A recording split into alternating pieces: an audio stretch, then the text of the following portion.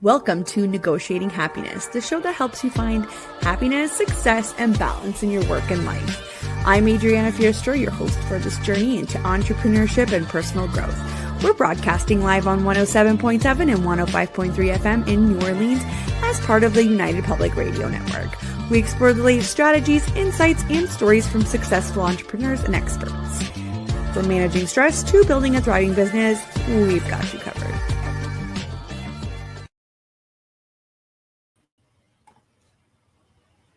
Good afternoon, everybody. It is December the 2nd, 2024, and I can't believe it. It is 1 p.m. Eastern Time.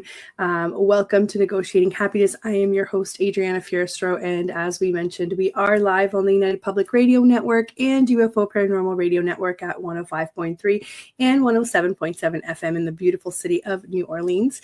I am here today with Sandra Nomoto. Hello, Sandra. How are you?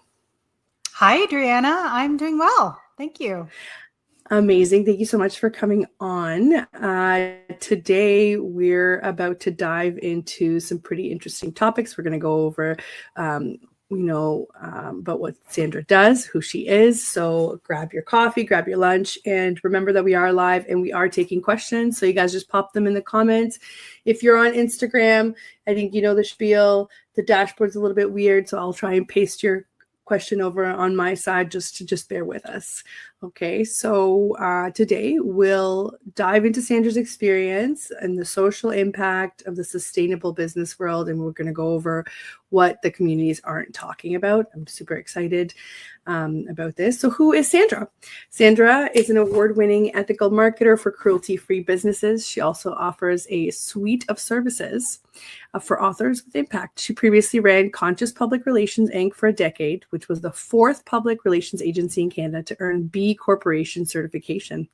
Nomoto is the author of 2 books, including Vegan Marketing Success Stories, the world's first vegan marketing book, honored by Vegan Choice Awards in 2023.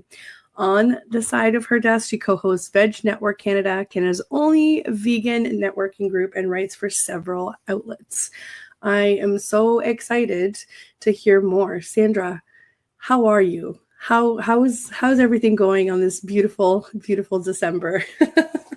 I'm doing all right. Yeah, it's wild that it's December already, but I think overall, when I look back on the year, it's been pretty good. So I can't complain. Yeah, that's good. So tell us a little bit about how you got in here. We want to hear about the personal stories. We want to hear about the impact that you wanted to make. So tell us everything. Where should we start? Tell me about your entrepreneurship journey. Okay, got it. So yeah, that started in 2008. I had just finished working at my first job outside of university. I went from intern to assistant to the partners of a local PR firm where I live in Vancouver. They're not around anymore, but yeah, that was a year and a half. I rose pretty quickly up the ranks in that company, and there wasn't really any room to move up from there. So I was kind of wondering what was next. My sister actually had a similar journey. She went from admin assistant to partner of a small business, and I saw her being her own boss. So I thought to myself, I can do that too.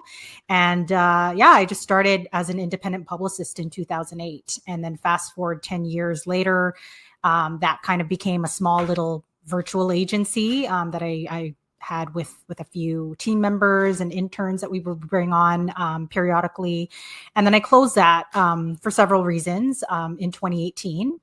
And then about a year and a half spent just exploring different career directions. I didn't think I was going to stay in marketing. And the year I closed my agency, so 2018 was a year that I went vegan, which was a personal goal of mine for many years. And I sat down to meditate at the end of 2019 and just got that booming intuitive voice that said, you're vegan now and you'll always be a writer. So put those things together. And I know enough times when I ignore my intuition, it just will come back to me in some other form later on. So I heard the call. I was like, all right, I got it. I threw up a service page on my personal website, which is still the site that I use now. And I just started tapping into my network and asking folks, who do you know who runs a vegan company that needs a content writer? And that's how this business started. 4 years ago, and it's since evolved. Thanks to the pandemic, I took courses in book editing and formatting. That got me started working with authors.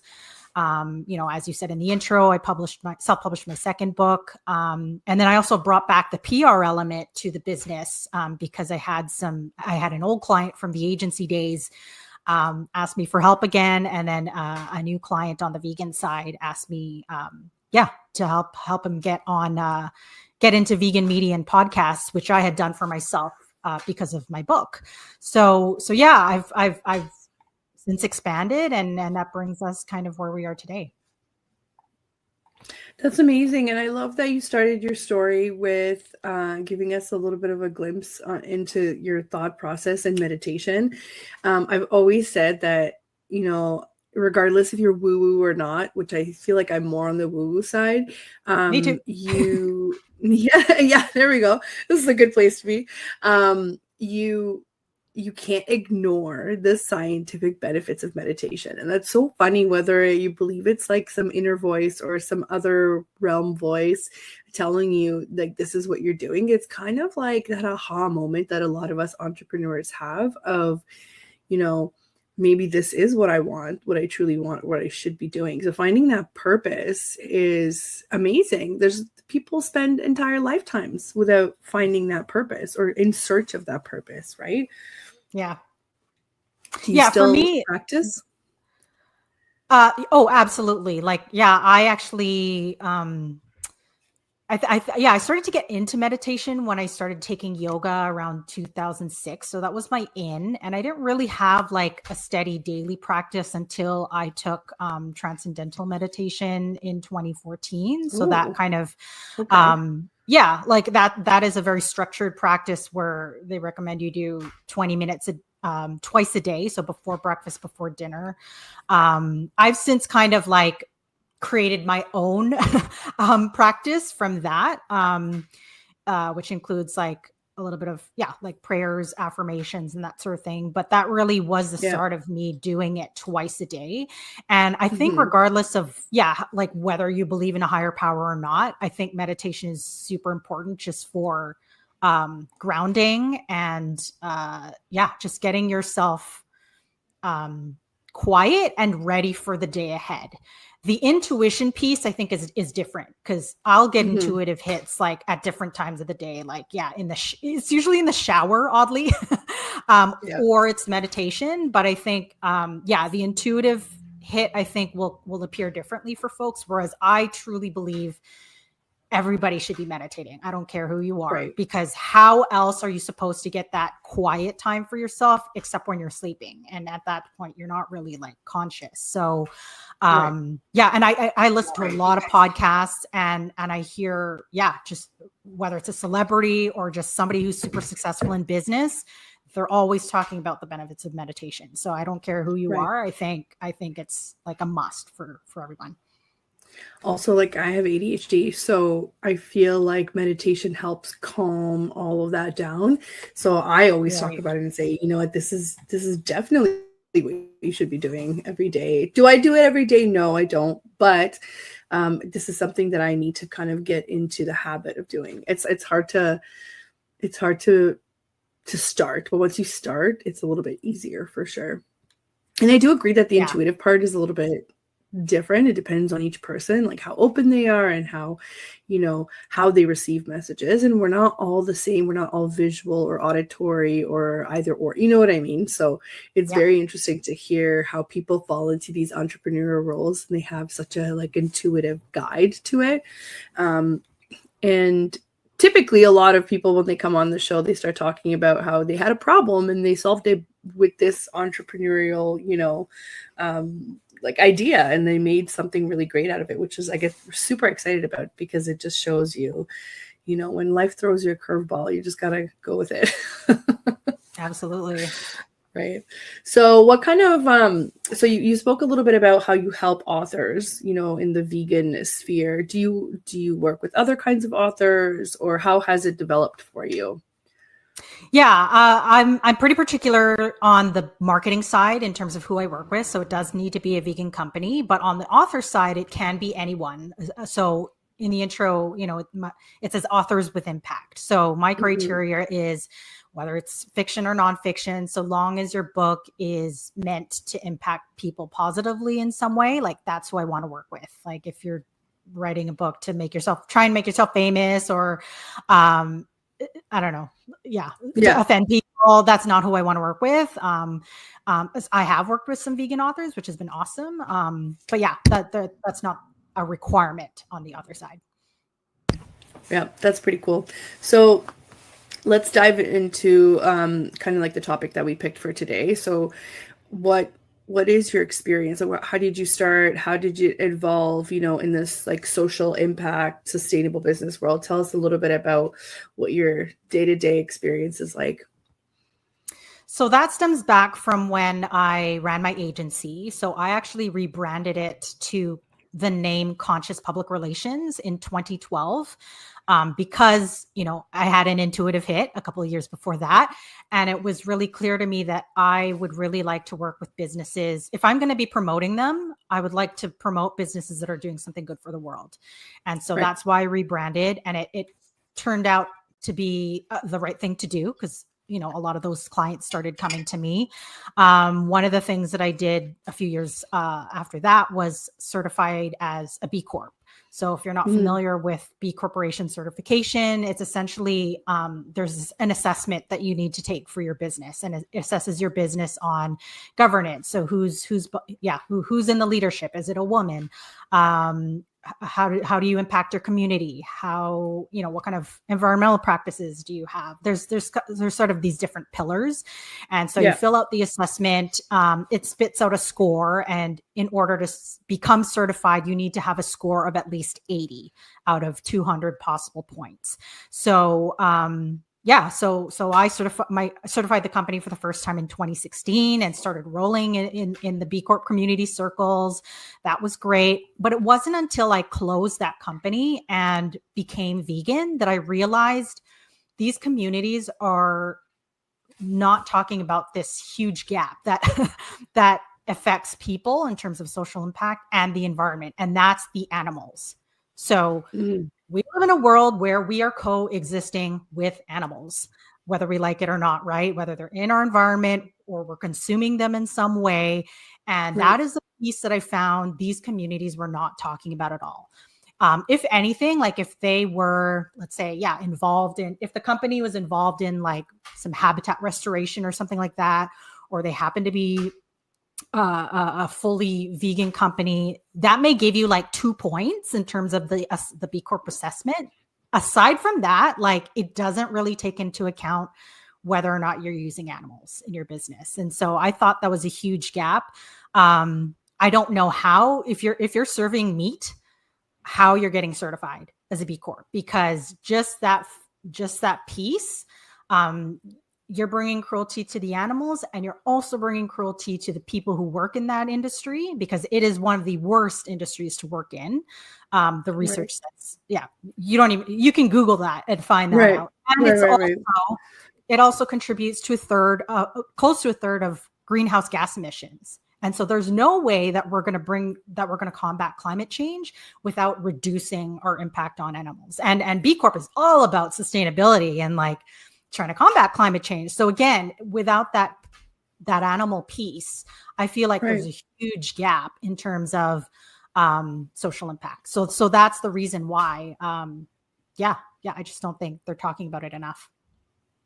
I didn't even realize, right? I mean, I see this all the time on like makeup brands where they get certified, they're B Corp certified, which I always assume that means they don't do testing on animals or whatever. I mean, I guess some of it would be true, but I never thought about the corporations that actually deal with like that's their product, is like animal products, right?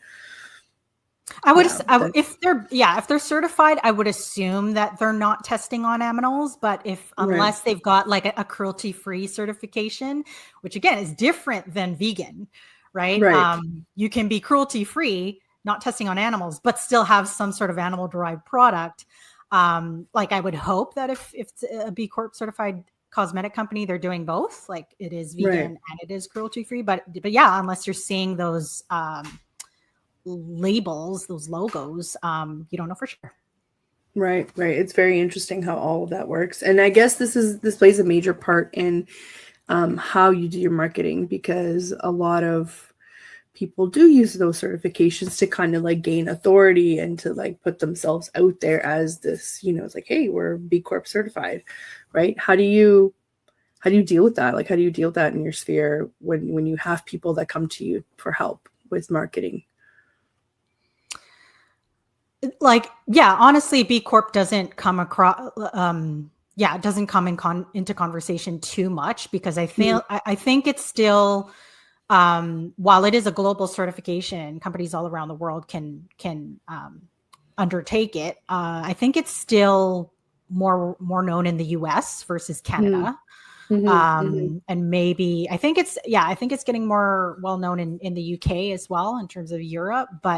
But yeah, people don't usually come to me and say, hey, I'm B Corp certified, or ask me questions about that process. They're usually coming to me because there's some sort of gap in their marketing that they need filled, or they want to promote their business in certain types of media. That's usually the conversation we have. And I try and make it more as clear as why my title is ethical marketer, because if you're involving harm to animals, people, or planet in some way, you're like not the right client for me. And so and usually the right folks tend to come my way. So honestly, B Corp doesn't really come, it's not a common conversation topics when clients come to me. Right. Well, it's just very interesting, because I have this conversation with a lot of entrepreneurs before we go in. It's hello, Bart, and hello, Joe. Thanks so much for tuning in, guys. If you have questions for Sandra or for me, please pop them in the chat, and we'll try to address them all. But what I was saying is very interesting, that even in this realm, which sometimes it could be very triggering for people to talk about this topic, right? I'm sure you've been in rooms where people have just been like, this isn't my lifestyle or whatever, which kind of goes back to, well, not every client is going to be your ideal client. We have this conversation with all the entrepreneurs, and I always tell them, I was like, it's okay to say no to people. It's okay to like refine your messaging in a way where you would just you attract the right people for you, right? And this is yet another example of, you're not going to be everybody's cup of tea, and not everybody's going to be your cup of tea, and that's okay, right? This is why so many people are out there, kind of spreading their message, their services, their time. And it's just really great to see a lot of entrepreneurs pick different social topics, and it's not just about making money. It's about, making an impact in the community that you do live in, or maybe globally, right? There's this huge opportunity to be kind of like a globally known name, because of the way that our world works now. I love working with people that, I work with some agencies or companies that you don't really know unless you dig into it, what kind of topics they support. I work with, now we're friends, where everybody that works for her company is like a mom, and is local, and is, in the realm of trying to be independent and work for themselves. Like, to me, that's such a great, thing to support, to be able to support. But you wouldn't know that unless you dig into it. So that's why I love kind of like, getting a bunch of entrepreneurs together and talking about it. Yeah. And values are one of those things that I think people are afraid to still put out there as part of their company or part of their brand. But it is that thing that makes you stand out. Anything that makes you stand out among your competitors is a good thing. And I do not nearly see enough folks talking about what their values are. So exactly that kind of business that has a team where they employ mothers who want to be independent, and local owned, like, that's huge. Like, I would be more likely to support a company that does that versus just anybody else on the internet. Like, you have, as you said, we're now in a global economy. The internet has enabled us to, create businesses from home or from anywhere. But that also means that we're competing with with everybody around the world too. It's no longer like a local competition. So so you got to think of that too. People are just afraid to isolate themselves, and what you just said, right, is a really good piece of marketing advice, right? Whatever makes you stand out from your competitors, that's kind of the angle that you should be taking in business. So I completely agree. But when you're at the beginning, I mean, I've been there, you're afraid to isolate yourself from potential clients until you get to the point where you can choose who you work with, which I think is a great place to be at. But I can see it's kind of like the idea of like the growth cycles in small business, right? Like, did you already experience growth? If you haven't experienced growth, you're less likely to have clear messaging because you're still kind of trying to figure out who your ideal audience is, right? So that's really great to see that. What is, if you were to redo your entrepreneurship journey, what would you do differently? Teach us. Definitely. In the agency days, I don't have many regrets, but for sure in the agency days, I wish that I had asked for help sooner, because I feel like it was over 10 years, and I feel like I kind of like had this upward trend, but then really leveled off, especially in the last couple of years, and I just could not get it up higher. I actually was hiring people with and I had never reached like 6 figures in business. And I had heard somebody say I don't hire an employee until I hit like 6 figures, and then the next, and then the next. And that makes so much sense because that's just really what it costs to hire somebody full time. Whereas I was like sacrificing my own income to pay, to pay a director first to to handle all of the clients. That's not how you're supposed to do it. I learned that, but yeah, and I had mentors, in the last couple of years. Well, I've had mentors throughout the journey, but actually advisors, like with that title, in the last couple of years. And my problem was I didn't know what to ask for help with. Obviously, I wanted to make more sales. And I got, I tried to get help with that, but I just did not know what to ask. Whereas in this business, when I come across a challenge, I know immediately, okay, I'm going to tap into my network.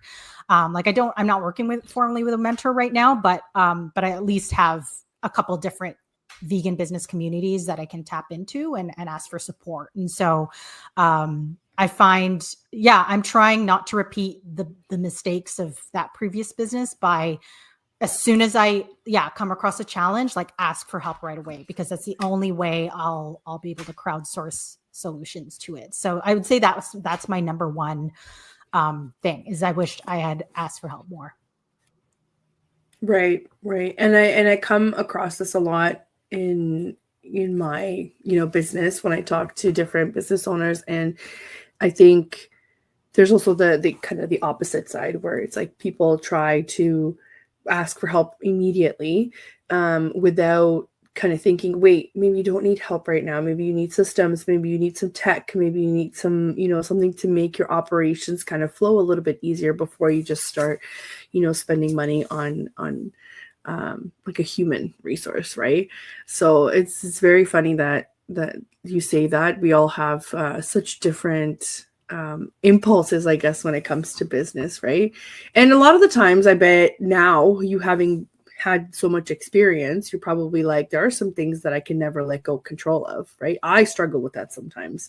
I was like, no, I need to do this, versus because now I don't have team members. I am my own brand. It's my name. My name is my brand, and so I do. I would say most things on my own. But I do have kind of a virtual assistant that I hire on certain projects, and I'm planning on kind of working with her more in the new year, because I'm going to be changing up some of my blog content, and so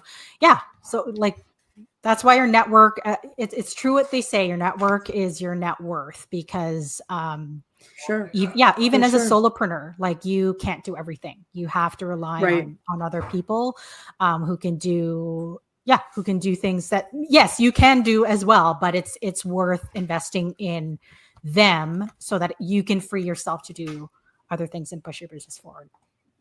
Right. And it's all about finding that balance, right? Since you are the brand and you are the thinker, you obviously need to free up some time, to be able to do all those high level things. But I always say, it's better to assess first and audit and see what resources you actually have and see if you can resolve some of that with the current tech, because we've come a long way. I mean, we don't need to be running our, books or our business from Excel sheets anymore. So once you do that, once you have some sort of system, it's great. It's great to have a virtual assistant. It's great to have an OBM. It's great to have help whenever you need it. But I can relate when you're saying I need to, either make a certain amount of money to hire somebody, or no, I need help right now. Like, it's such a hard balance. And depending on what kind of industry you're in, it really could make a huge difference for your business if you know the timing of hiring somebody, or if you know the timing of, like, let's put a pause on this. Or in your case, when you know the timing of good marketing or when to invest in good marketing, that could literally elevate your brand a lot faster than now. And a lot of people, I feel like when I talk to them, and you can tell me your opinion, a lot of people I feel when I talk about marketing to them, they just think of social media marketing, and that's not what I think of. Teach us, how should we think about marketing when we're thinking small business? Well, I mean, my book kind of has it all. That's one of the reasons why I wanted to write vegan marketing success stories, not just to highlight what's going on in the vegan world, but so that anybody could pick up this book and learn all the different possible marketing tactics you could do, which are not always social media related. For sure. And be able to create a strategy for themselves. And so, I kind of break it down in the different chapters. There's advertising, there's direct marketing, sales promotions, public relations, digital marketing. So it's everything digital. Oh my gosh. So you've got my PR book. Yes. And then there's the in-person stuff, events, direct sales. I really just wanted to pack my book with everything you could possibly do, because absolutely it is not just social media. I would say social media is a basic. It's an easy place to start from. But you definitely have to have a website. I see people running their businesses all the time on Instagram, and it's like, no. You don't own Instagram. It can go down anytime. What happened to me is my account got hacked. I haven't had access to it for 2 months. And so you cannot run your business solely on social media. You got to have a website. I always recommend you have a blog, because that's how you can build your SEO up pretty naturally. Yes. Email list for sure, because again, you don't own social media. If you need another way to contact your audience, email list is it. And then from there, you layer on everything else. Like, you can put money into your social ads, events, advertising, everything else. But I would say social media is just one of the basics that you can start with, and then you layer on from there. Yeah, no, it's really great advice to think of all the different avenues. And I think I mirror a lot of that advice when I talk to clients, to say you don't own these platforms. And even if let's say you have a website on Wix or something that is with a website builder, the reason why a lot of old school kind of designers say, no, WordPress is better, or something where you can own your website. The reality of it is, you have control over the hosting of it, and you have control over what you're posting on it. And if it ever goes down, which is highly unlikely with a lot of these big companies, it's not a question of you're getting banned for something, or your account's getting hacked. It's most likely just like a glitch, and then it comes right back on. But even in the last year, I don't know, I think Instagram has been down twice, and that's huge. And I think people are freaking out the whole day, and everyone's like, oh my God, am I banned? Until they figured out that a whole bunch of us weren't able to get on, right? Yeah. 100% you need a website, 100%. And I was pointing at your book because we were talking at one point about your vegan marketing book, and then you mentioned PR, and that's kind of like my next leg. And like, I want to understand more PR. I want to understand how to go about things before I decide to invest anything in PR, right? And I've had a couple of these conversations with clients lately where I've seen some ridiculous proposals from PR agencies, and I'm thinking, while they could be really good for different companies or different brands, I'm like, this is so misaligned. But people don't understand like how to align themselves with the right professionals, because they don't know anything about PR. They just think that, hey, you must have really good contacts, and it takes more than really good contacts, right? Can you make a like, if there was anything that I was going to take out of this, by the way, guys, this is a workbook, so you can actually work through it and have a better idea. These are questions that will get your juices flowing about your own brand. So this is very practical. I got mine off of Amazon, so I'll make sure to post the links in the comments. But if there was something that we were going to take away from PR, just because I'm being selfish and this is my area of interest right now, what could we take away from it? Oh my, yeah. I'm trying to think what would be the most useful bit. Because right. I could it's a hard question. It's a hard question. Yeah. Yeah. If there's one thing that I would say, it's think about the media or the folks, because it's not just media anymore, or the content creator that could leverage your business better than you could do yourself. That is kind of the essence of public relations. What PR really is, in my opinion, is your perception in the public's eye, right? You're exuding PR already just by what you're sharing online. Any type of content you're sharing online, you are forming some sort of perception in the public eye about your company or your brand, whether that's positive, negative, or neutral. And so so the book that Adriana is talking about is a workbook. It's meant to help you develop a PR strategy for yourself or your business. Now, if you go through the book and you decide, I don't want to do this on my own, I've got to hire somebody, then at least you know what that person or that agency is supposed to deliver for you. And the kind of media or content creators or events that you need to appear in order to reach your ideal audience. That's really the crux of the whole thing, right? And if you don't have time to form those relationships yourself, then that's what that agency or that person needs to do for you. And if they're not doing that for you within the first couple of months, like, you got to revisit that agreement or that you've signed, because that's a sign that they may have promised you some things, but they haven't been able to deliver because maybe whether they didn't have the relationships or they were just not doing the work. But really that's why I have a course that says, the title is Be Your Own Public Relations Star in 90 Days, because it should only take 90 days for you to get out in the media. Like, you just need to think about, what outlets do I need to connect with to help that would be interested in my business, because they've got the same audience.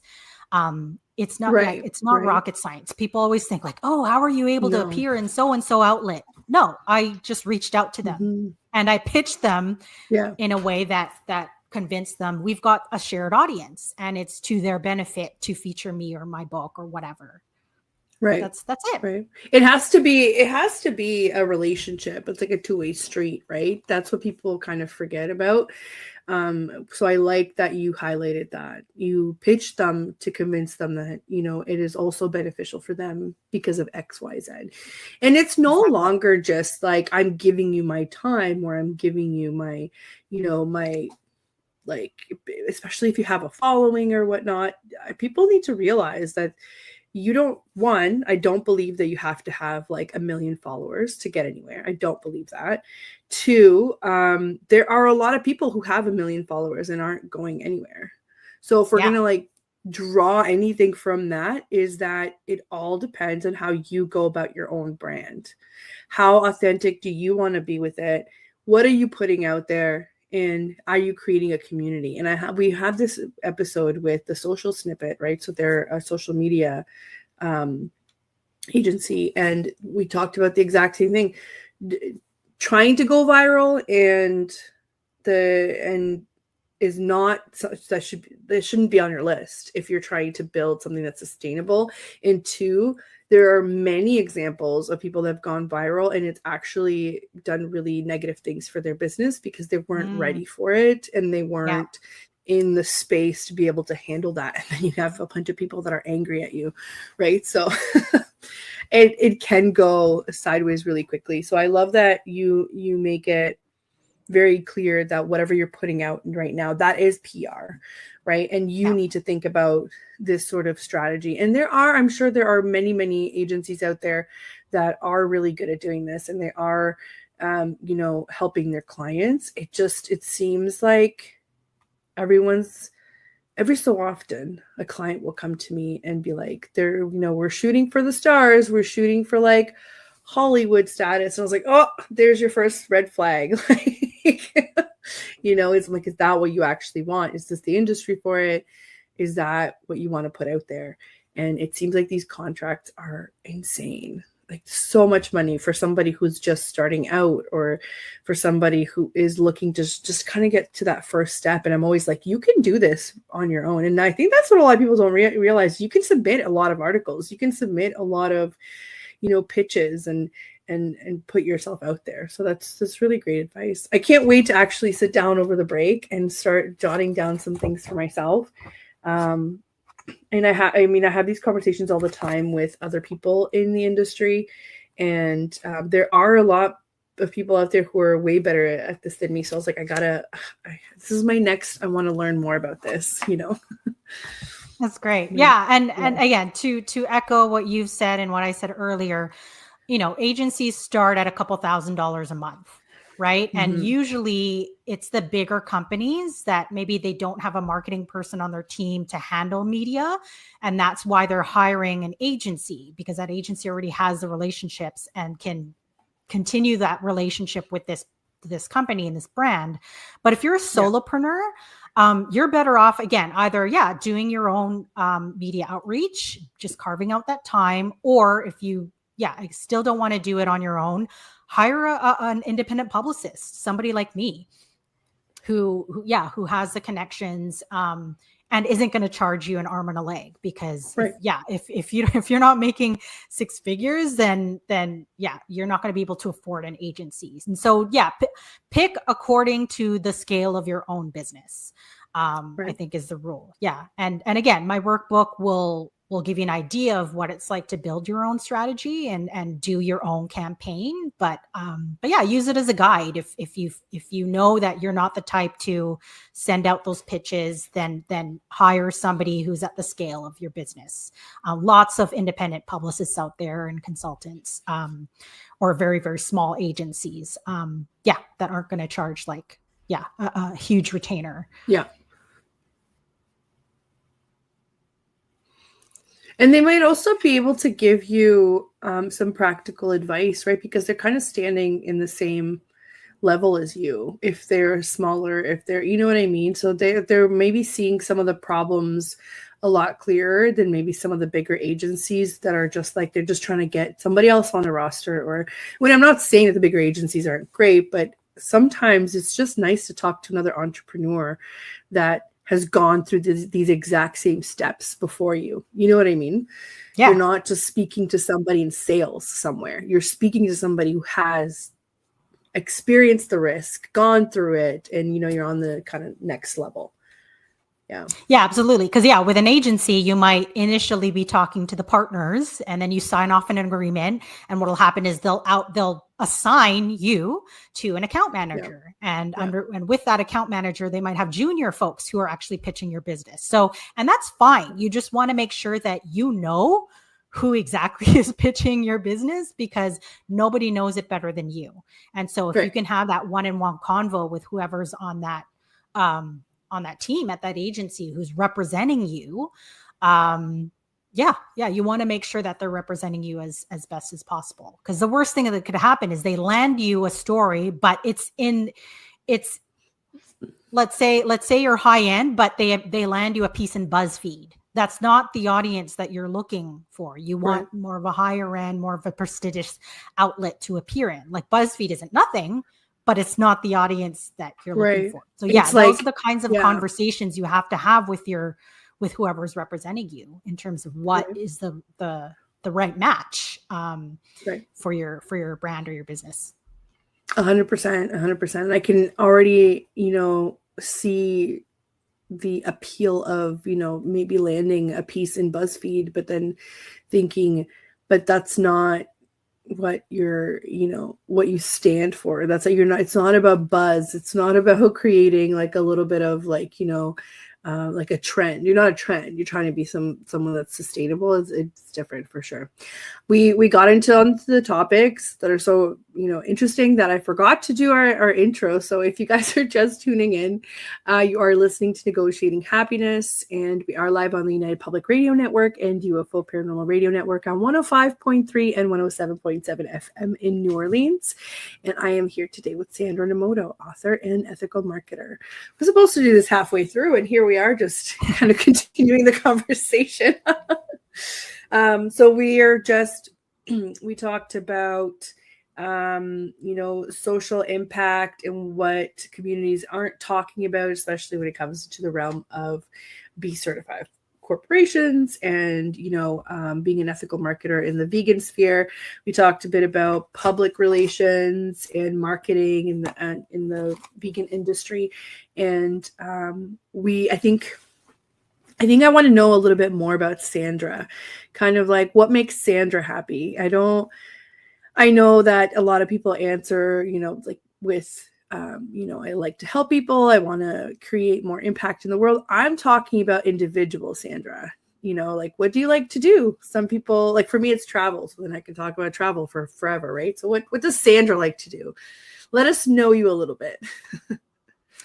Yeah, my everyday life is not very exciting, I have to say. Like, I keep it pretty Monday to Friday. I work from home. I'm really blessed to be able to do that. I have clients all around the world. On the weekends, it's pretty simple. Like either I'm eating vegan food or eating vegan food out at a restaurant or ordering in.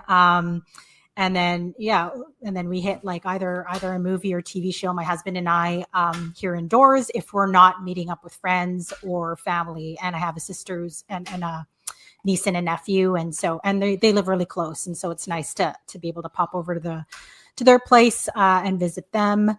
But yeah, like aside from like having a positive impact in the world, which I feel like I've been able to do as a vegan and in my work, my greatest aspiration beyond that is to travel more.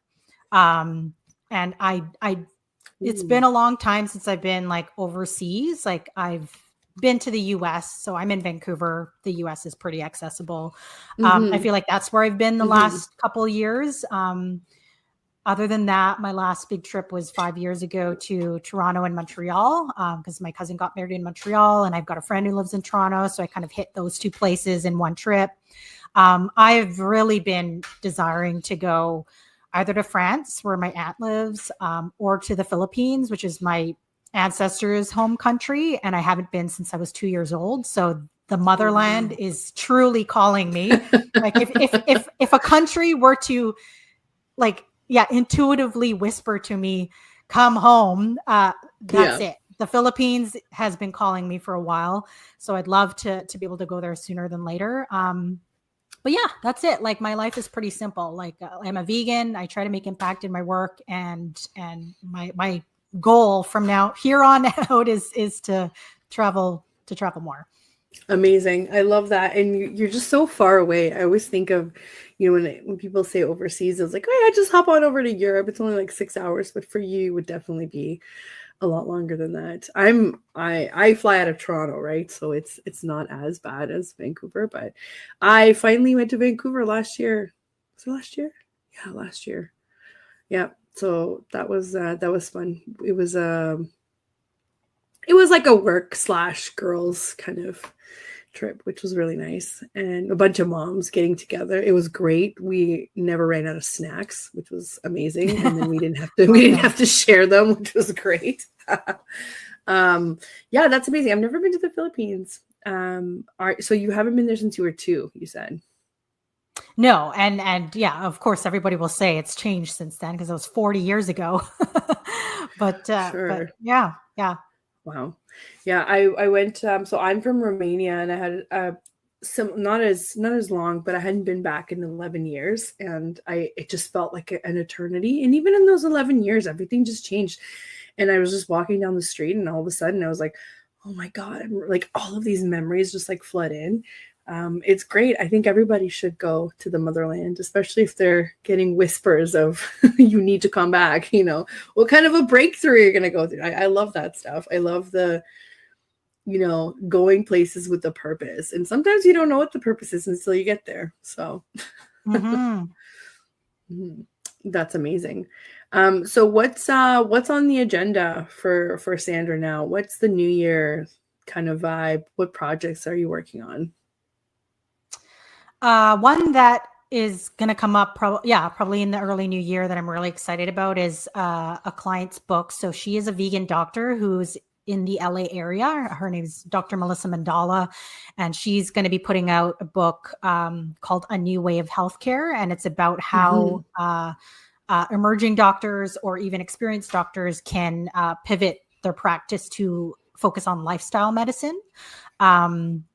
Yeah. I met her earlier this year at the Vegan Women's Summit, gave her a copy of my book, and she said she was working on a book as well. And so, basically for the second half of this year, I've been editing her book, formatting. I just finished the first stage of the print formatting. I'll be doing her ebook, and then hopefully that'll be coming out early next year. So really excited about that. I'd really love to double down and work with more authors because it's something I really enjoy. And I've ghostwritten 2 books now. So while I've edited and formatted quite a few books, I love the process of ghostwriting. So if you're listening out there and you've got enough expertise or a story, that's worth 30,000 words, but just need somebody to kind of pull it out from you. We can hop on Zoom and do that, for about an hour a week or whatever your schedule is, and get that down on paper. So I really love that process. So I'd love to, just really double down and work with more authors. And then on the marketing side, I'm actually niching down even more. So one aha that I had at the end of the summer this year was that vegans are my best clients. Like for whatever reason, we just have that immediate value alignment when we start chatting about working together. And it's a little bit different than just working for a company that happens to be vegan where the owner isn't living that lifestyle. So I'm actually going to be taking, quite a big risk and niching down and only working with vegans starting next year on the marketing side. But it's one that I hope will pay off because I'm already pretty immersed in these communities online, and I'm hoping will just help me get closer to the clients that I'm already kind of in community with. Trying to align with. That makes sense. So I'm just working on planning the new website. It's not really a new website. It's more just like adding a new page and kind of tweaking some language, and then putting that up right at the start of January, and then seeing where it goes from there. Amazing. So basically new messaging, continuing projects. And for those of you that are listening, so Sandra can ghostwrite, she can edit and format. And I believe your vegan marketing book is also on Audible, right? So you have experience with, and I did not narrate it, but somebody else did. And it is on Audible. So you can listen to my book. Yeah. Right, because that's the big thing right now, right? If you don't have time to like sit down and read something anymore, we just have to listen to it in the car while we're going through insane traffic. So that's the vibe. Hopefully it'll calm you down. It won't add to your road rage.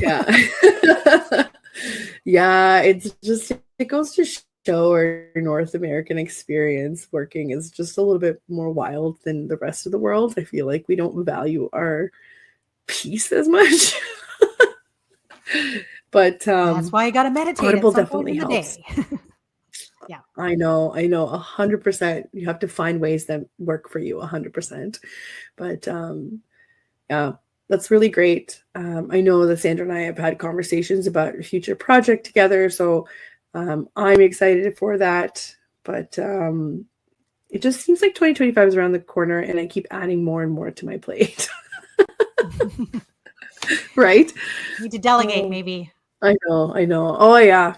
Yeah. I delegate. I just don't think it's enough. And I think I'm like, yeah, I have time to do that. And then I look at my calendar and I'm thinking, wow, was I even thinking? No, probably not. Yes. So I've posted now in the comments, guys, I've posted the link on Amazon to the marketing book and also the PR book, the workbook. And if you guys wanted to see what Sandra's all about, after the show, you can go to sandranomoto.com. I've probably posted that in the comments as well. And you can follow her on Facebook, on YouTube. If you look in the description, you'll find all the links there as well.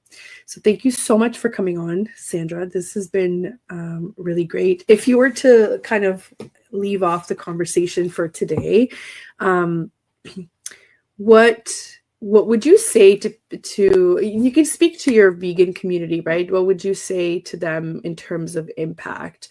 Like, what are some encouraging words that you would leave for your vegan community? Oh, what a great question. Yeah, I believe that we all have a superpower. For me, it's been writing. Like, that's the earliest skill that I've built, and it happens to be a big part of my career. And for somebody else, it's not going to be writing. It might be speaking. It might be just one-on-one conversations with people. But yeah, I would urge you to really be outspoken in whatever way that works for you about veganism, because it's really important, not just for the animals, but for human health and planetary health. And yeah, and we could all just use more of that vegan love. So yeah, if you're not vegan, then please consider it. there's so many options for plant-based food out there, both in the grocery store and at restaurants. And if there aren't any at restaurants, ask the servers, ask the manager. Like, that's the only way anything's going to change, to just add more plants to our diets, and eat less animals. So yeah. Yep. Amazing. Yeah, I could even say even from 10 years ago, things have changed quite a bit in terms 100%. Of, going out for restaurants and whatnot. And also going to other places, like traveling. I know that would have been hard in Europe. It's definitely changed a lot. There are definitely lots of options there too when you go. I would say that the States probably has the most options in terms of grocery stores. I just remember going into like a Trader Joe's and being like, oh my God, like we don't have any of this stuff like up here, right, in Canada. So there are options out there if this is something that you want to do and something that you're passionate about. I went vegan for 4 months for health reasons, and I have to say my stomach felt amazing. So there are definitely some good benefits to that as well. Yeah. But thank you so much for coming on. The fiber is good for your gut. Yes. Thank you so much for coming on. Everybody will be able to kind of go back and listen to the whole episode if you didn't catch it all, into our archives. Thank you so much to United Public Radio Network for providing us with the platform, and 105.3 and 107.7 FM in New Orleans. You can catch us live on Mondays. If you wanted to watch some of our other shows, we're also on Roku TV if you wanted to watch it on your big screen TV. Thank you again, Sandra, and we will see everybody next week. Thanks, Adriana. Have a good one.